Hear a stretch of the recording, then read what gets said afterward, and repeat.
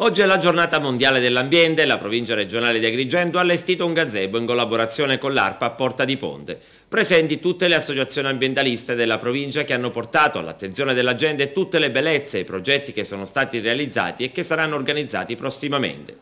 La giornata mondiale dell'ambiente si celebra in tutto il mondo sempre il 5 giugno di ogni anno. Si tratta di un evento internazionale voluto dall'ONU per ricordare la conferenza di Stoccolma sull'ambiente umano del 1972, nel corso della quale prese forma il programma ambiente delle Nazioni Unite. Questa provincia ha da sempre portato avanti importanti risultati ed obiettivi nell'ambito dei progetti comunitari, soprattutto in ambito ambientale, quindi oggi insieme a Legambiente, il WWF, il FAI, l'ARPA abbiamo voluto organizzare anche qui una giornata di sensibilizzazione sulle tematiche ambientali,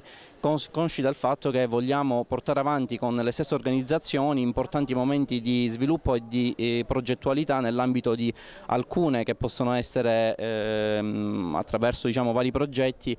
portare avanti importanti iniziative nell'ambito della nostra collettività. Anche per un turismo sostenibile, ma soprattutto per un turismo di massa. Sicuramente sì, infatti il materiale divulgativo che oggi grazie appunto a queste associazioni abbiamo voluto porre al centro della